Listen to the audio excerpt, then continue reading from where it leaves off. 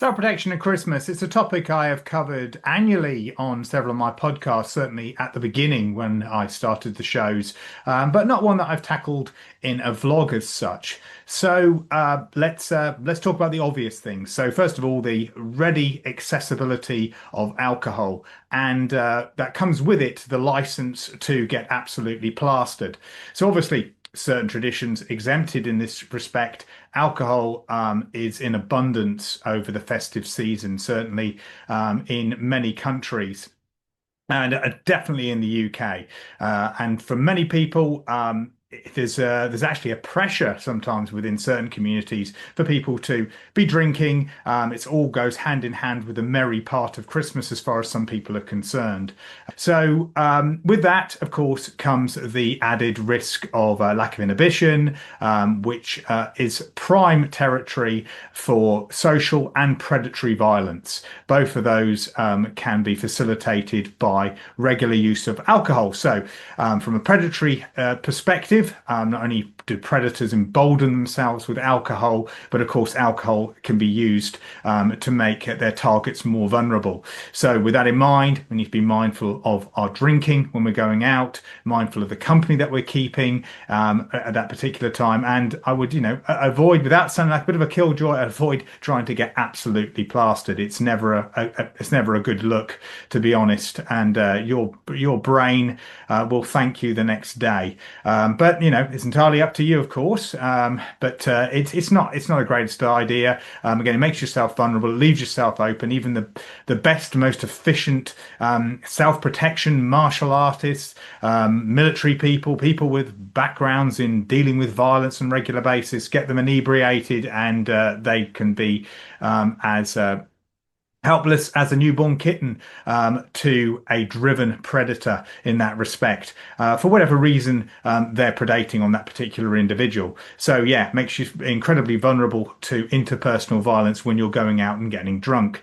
Likewise, with the ready availability of alcohol, we need to be aware that certain individuals are going to be using that alcohol to give them the courage to act upon their darker motives, whatever they may be. So yeah, alcohol, that's the obvious one. The next one, of course, is the fact that this is the time of year that families get together. And I definitely tackle this in one of my yearly Christmas podcasts. When families get together, there tends to be, for a lot of people, the inevitable family tension, the inevitable family feuds caused by a variety of different reasons. Usually can be boiled down to social violence, old grudges, old problems. For my view on that is, if you're the person who's organising these get-togethers, again, be aware of how these things are going to play out. Manage your behaviours, do the best you can, and if it's something that really is forced, then really do think again. I mean, if this is supposed to be the time of cheer for good and goodwill to all, then how is that going to be made any better by bringing together asbestos and fire in certain instances? If certain conflicts can be avoided, then just avoid them. And I know that sounds really bad because we're in a time now when there should be more openness, there should be more empathy, there should be less tribalism. But on a short-term basis, sometimes events like forced get-togethers can be a problem. That's not to say that you shouldn't persist in certain times when you feel like different members of the family are getting further away from each other and things like that. Great opportunity to have a tradition that brings you all together, and I've seen that work so well for certain families and groups as well. But from a self-protection perspective, you wouldn't, as a self-protection teacher, I couldn't in good heart, in good mind, advise people to enter into a situation where the likelihood of violence is going to be high. So regardless of whether these people are connected to you genetically or not, it still stands. Don't go into situations where it's likely to erupt into something that could be potentially violent and a problem to you and to those that you love dearly. So again, keep that in mind as well. So on these particular times, don't let traditions force you into uncomfortable situations, whether that is drinking alcohol or whether that is getting together with people who are likely to be volatile. So yeah, that is my Christmas message as far as the first of these vlogs is concerned. My next self-protection inspired Christmas vlog comes from nostalgia, and nostalgia seems to be somewhat baked into Christmas, probably because of its connection to tradition. So people also say, connect Christmas to children. So obviously people think back to their childhood, and that's where a lot of this comes from. So for better or for worse, nostalgia is tied into Christmas, and discussion on nostalgia is reserved for another day. It does have a certain toxicity to it, but for the purposes of this vlog, I'm thinking very favorably back on Christmases past. So in the mid to early 80s, there was a series of magazines and accompanying cassettes called Storyteller, produced by Marshall Cavendish. And they were read by various actors, well-known actors. I mean, people like Brian Blessed, Tim Curry, Sheila Hancock, to Richard Briers, etc., that were recorded for Storyteller. And one of the stories in the collections, one of the many that I remember fondly and still listen to, is a story called What Wanda Wanted by an individual called Felix Culper. So this author, I've looked up, and I don't think it's the same person, the one that comes up on in my searches on the internet. But anyway, and I think it was a modern story. It might have been a story that was written for Storyteller. It does come across as being traditional in its style, the way that it's all it's done, the way that it's the whole tale rolls out. There is a book called Whatever Wanda Wanted out there, which is not the same. That's a preschool book, so don't get the two confused. It's got quite a different sort of moral to this particular story. Anyway, yeah, spoilers. So check it out on YouTube or wherever for Storyteller. It's not difficult to find. What Wanda Wanted, Storyteller, look for it. So spoilers, this is the plot. Spoiled girl, it's around Christmas time. She clearly is pressuring her parents about all the things she wants, and they're having to explain to her that she can't have everything that she wants, and she wants to know why, and it all seems to be incredibly unfair to her. And so she goes to bed on Christmas Eve night, not in a good mood, annoyed that preparing herself for the disappointment of not getting everything that she wanted. Then, of course, she goes to sleep, and suddenly she is granted the wish of having everything that she wants, and she sees a world that is dictated by her wants, all the demands that she's made. And some of them are things like there's obviously very expensive things, and all these presents that she wants, but there's things like she wants Christmas to be every day, and that's where she meets old Father Time, and so now you've got a whole world that is stuck in winter. It's like stuck in an ice age, because essentially it's got to be a white Christmas, obviously, and it has to happen every single day. And she sees all the consequences of her actions, all the people who suffer because of having all her wants being met. So all her wants are met, and everyone else is going without in some shape or form. It has an immediate impact upon them. So again, obviously, the moral of the story is that she wakes up being a lot more of a grateful person, more empathetic individual, someone who realizes that to obviously the errors of greed. It's quite a clear moral. Now, what on earth has any of that got to do with self-protection? Jamie, you rambling fool, you might be asking. Well, there are several things. Okay, so first of all, in the situation with Wanda, saying no. Okay, so straight away, if we look at Wanda as the straightforward antagonist, being able to say no to somebody is one of the strongest lessons you can learn when dealing with, especially against predatory violence and toxicity in your life. The word no and being aware of people who discount the word no is important. So from that perspective, that's one of the basic things that we will teach when we're looking out for warning signs in individuals, people who might have predatory behaviors. They discounter the word no, which of course aligns it a lot with sales techniques, unfortunately, and that's something I covered in a piece called "The Way of the Wolf," and will probably be more extensively covered in my book, "The Prince Charming Offensive and Other Non-Fairy Tales."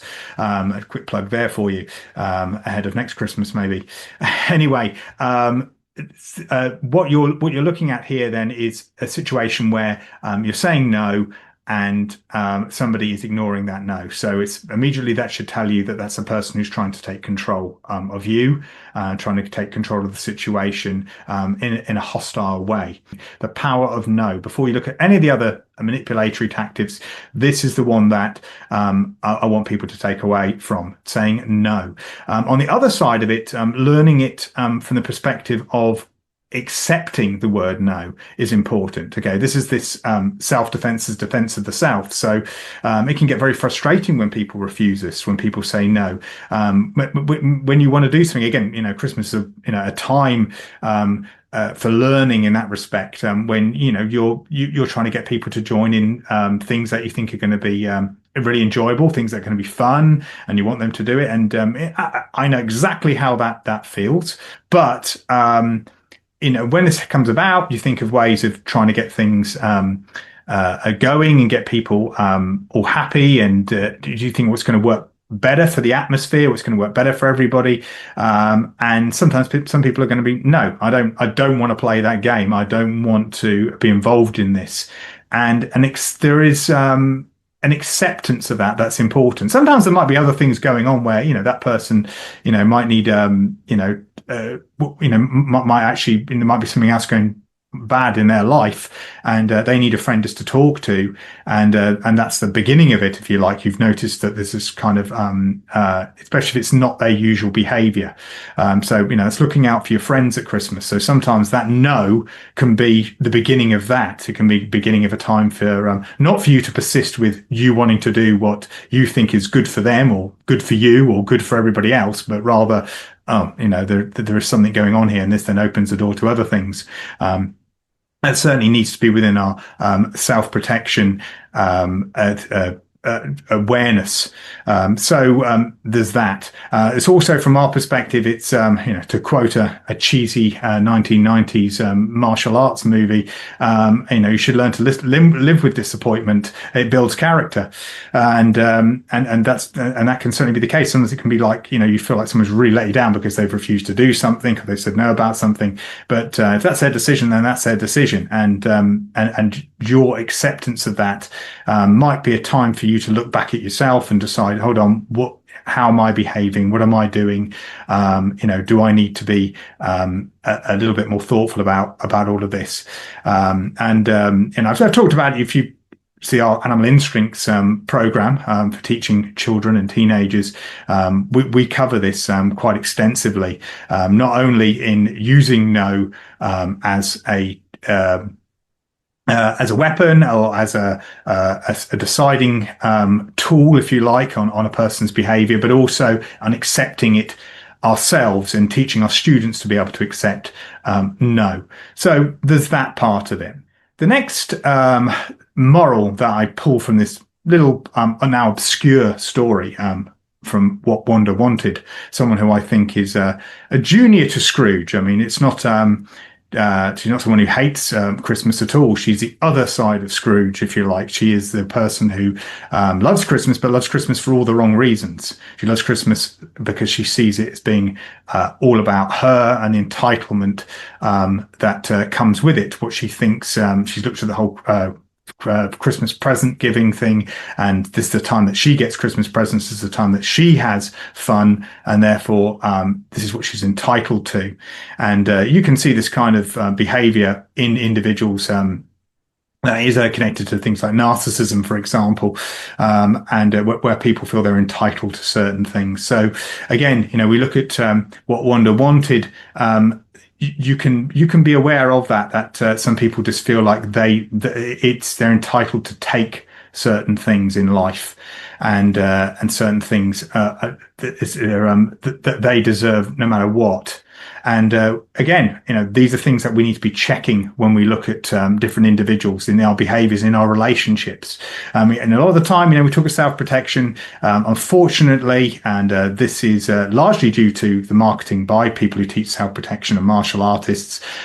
We are imagining situations where people are fighting against strangers, that we're learning skills about someone's going to jump from the shadows and you're going to be able to deal with them in that kind of situation. Or worse still, it's a socially violent situation like a sort of a duel, which is something that good self-protection should be teaching you to avoid, especially when it pops up at this time of year, what with the free flow of alcohol, etc., and various family feuds. But anyway, bring it back down to this whole selfishness, this whole what Wanda wanted lens, that you can discover this in relationships. So somebody that you're in a relationship with, whether it's a loving relationship or whether it is a friend of a friend relationship, if you like, anyone within your group, within your community, and they're displaying this kind of entitlement, and it's being aware of that. This is the way they look at the world.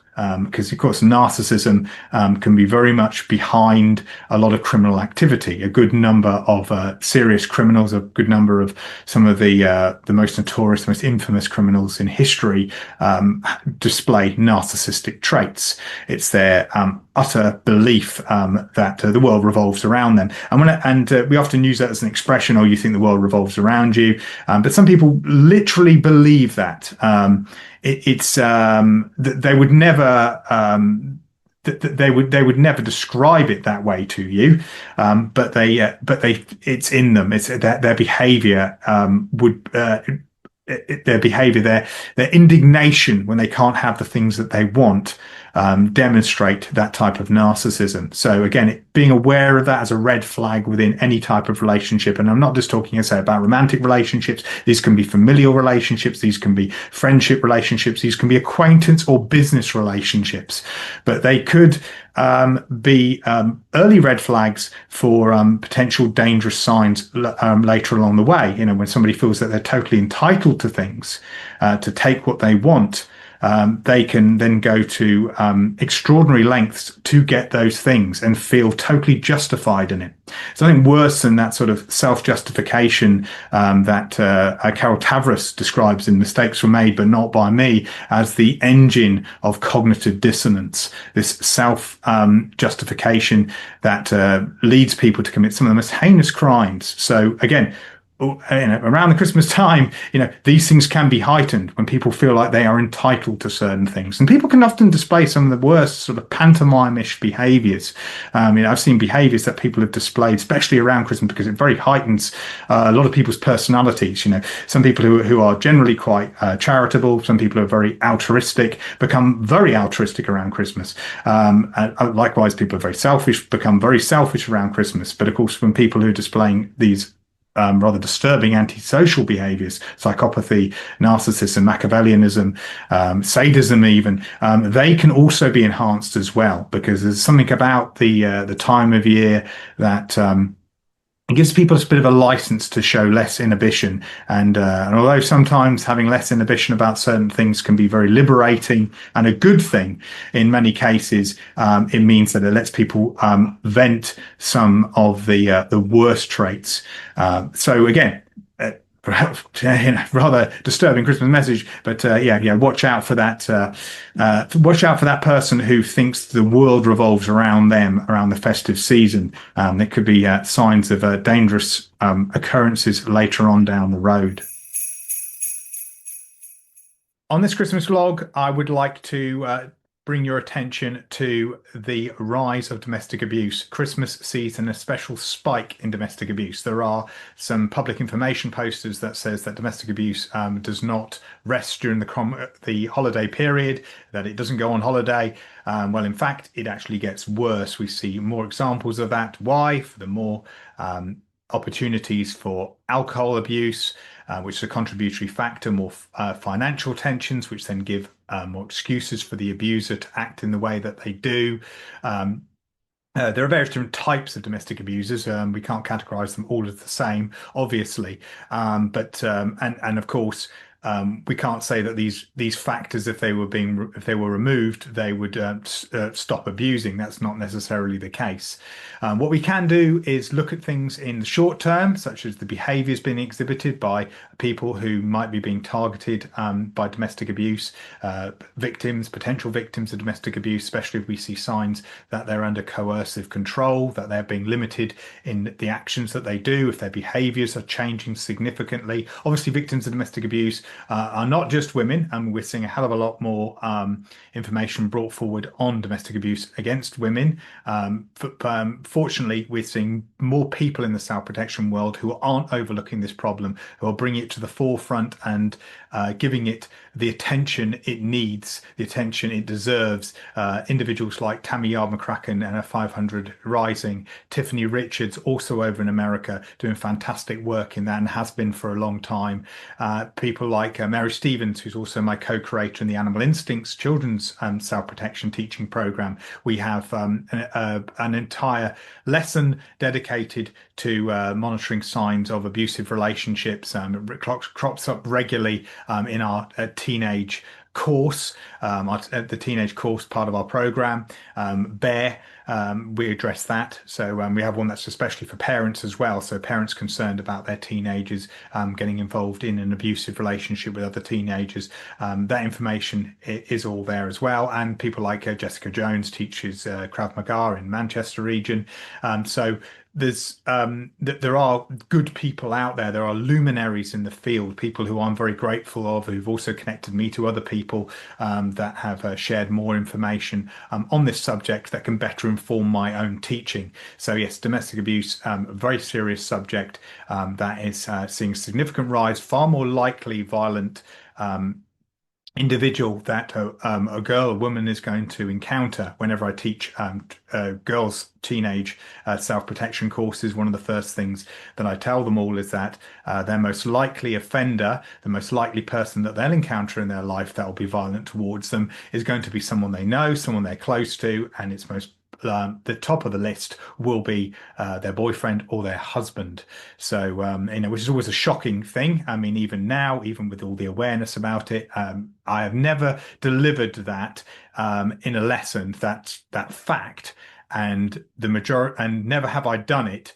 And that when the majority of the people there haven't been surprised, everyone there has often been surprised, even though we have all this information about this.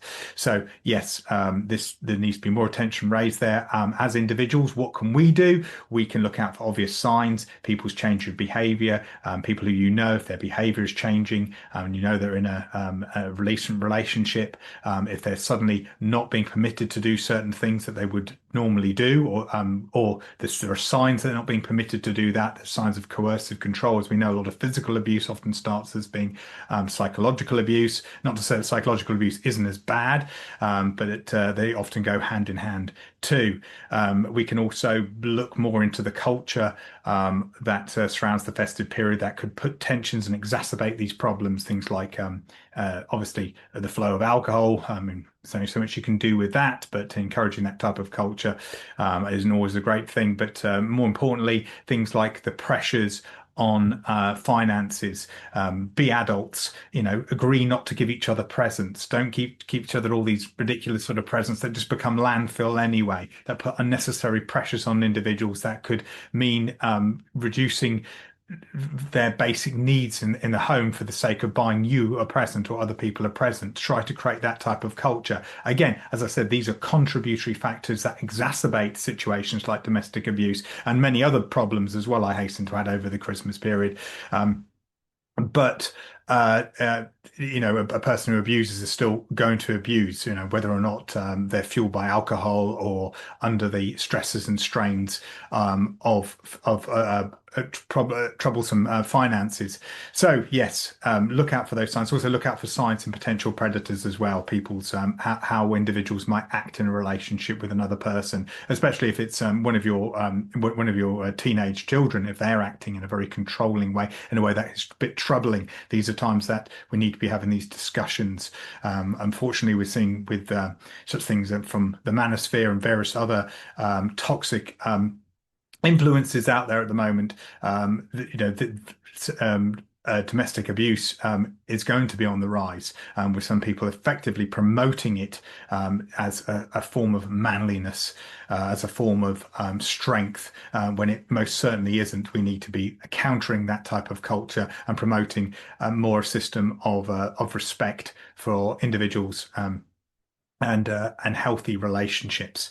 So keep in mind of that. That's an area of self-protection that is often overlooked. Fortunately, more people are doing things about it. We have got some very good luminaries in the field, but us as individuals, be watchful of it on over the festive period.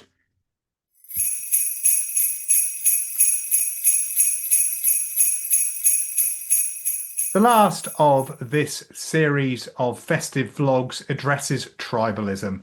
Why? Well, it seemed like a fitting end to this particular show because of what I'm seeing. I'm seeing more tribalism than ever before, and I'm seeing more people falling for the same lies, for the same nonsense as before, and it's all totally avoidable misery and bullying and evil being committed against fellow humans. And we see this happening all the time. And this is a self-protection problem. It's an apolitical problem. It can be a political problem as well. Obviously, it very much is. And politics shows you tribalism more than anything else. But I look at it from an apolitical perspective. And we should be able to agree that bullying is wrong. I think most cultures would agree upon that. And persecution is wrong. Certainly, persecution of people based purely on being different, which is what a lot of it arises from, is wrong. And excuse me if you think I'm being too simplistic about this, but we are seeing plenty of examples of tribalism and the carnage that results from that tribalism. Why mention it in this particular vlog? Well, besides being a self-protection subject, it is a Christmas subject. It is a winter solstice subject. So the way I see it in the Western Hemisphere, as long as records go back, there has been some form of gathering of individuals during the winter solstice. And obviously, a lot of this can be put down to the being at the mercy of nature, being at the mercy of the most harsh months of the year when it's at its coldest, when crops don't grow, when food isn't as plentiful, and you're exposed to all the extremities of a harsh wilderness or environment. And the best way to cope with that is in a group, working together, and which breeds a sense of community. And clearly, that has been codified into various different religions, whether it was trying to bring back sun gods and observing that particular cycle, anything along those lines. But of course, the resultant benefit of that is the community that it would have created. So it might have been single tribes, and most probably was, but I'd like to think that there were gatherings of other tribes. We certainly know of plenty of examples within various different societies where tribes have met together, and still happens to this day throughout various different subcultures in different countries. So, with that being in mind, we look at the issue of tribalism, the antithesis of this, where tribes would fight each other for various different reasons. And sometimes those reasons would just be simply just over territory, or it would be in defense of being raided. But of course, a lot of that again gets codified into prejudice. Again, our prejudices probably have their roots in our natural sense of discrimination, our selective evolution to be wary of things that are different, which makes sense, as say from a very primitive primal sense. And there's a degree of discrimination that has to be practiced within self-protection. We do need to be wary of things that we don't know, we don't understand, but we don't have to be hateful of that. The trouble is that when fear arises from that wariness, from genuine fear, then we get the hatred. And we're seeing this all the time, being throughout multimedia. Um, Finding enemies, being binary about how we feel about other people, them and us, if you like. Be really wary of people who tell you to pick sides. I'm very deeply suspicious of all ideologies, whichever end it is. But when you've been told to pick sides, be wary of where your moral compass actually lies. And I think there's a lot of common ground between different people and different cultures and backgrounds. There are certain universal norms that we can agree upon, reflect true integrity, that reflect true altruism, the things that make societies operate in a healthy way, ideas such as justice and charity. There's common grounds that you can find across all cultures and going back for, throughout the history of civilization, things that make us civilized. And again, I appreciate I'm being very simplistic about this. From a self-protection perspective, why is this important? Well, we don't want our self-protection to knowledge to be tainted by myths, by legends, by falsehoods. We don't want these things to distract us from the realities. If we want to be practical about our self-protection, then we need to be honest about that self-protection, not just looking at things that are just, that's the enemy. Why? Because we're being told it's the enemy. We need to be looking at the evidence that supports these things. Be wary of propaganda that is being put across to dislike people, to hate people, to rally against different people. This is, again, this is very much at the core of the Christmas message, where regardless of what faith or non-faith that you support. And again, it is an important self-protection lesson. We don't want to be jumping at shadows. We don't want to be putting our energies towards fears that are unlikely threats. We want to be looking at what are the real threats. So look at the genuine statistics. Steel man your arguments. Look at the best argument against what is making you fearful of a certain group of people, of a certain area. And also ask yourself whether when you're trying to combat a dangerous ideology, a dangerous movement, whether your swing too far in the other direction might actually be meeting them around the other way. Because again, we see that as well. Remember, the road to hell is paved with good intentions, and Aldous Huxley had quite a good things to talk about how the means don't justify the ends as well. So be wary of that when you think that you're on a righteous journey, and if that righteous journey means vilifying large groups of people, no matter sometimes how bad their views seem to be, look for the common ground. There are there's plenty of people that, again, are blocked on social media or don't have anything to do with and, wary of being associated with. But there are still other people that whose views I don't support, but yet still I can see the genuine goodness in them, the genuine good intentions within them as human beings. And I know there's common ground. And I do have that genuine faith in them and in humanity, if you like. So again, that's a self-protection lesson. Don't be naive to short-term threats and problems, but at the same time, don't manufacture or allow others to manufacture unreal threats as well. Deal with what is the real problems and work on building better communities. Better communities mean more security, which means better short-term and long-term self-protection.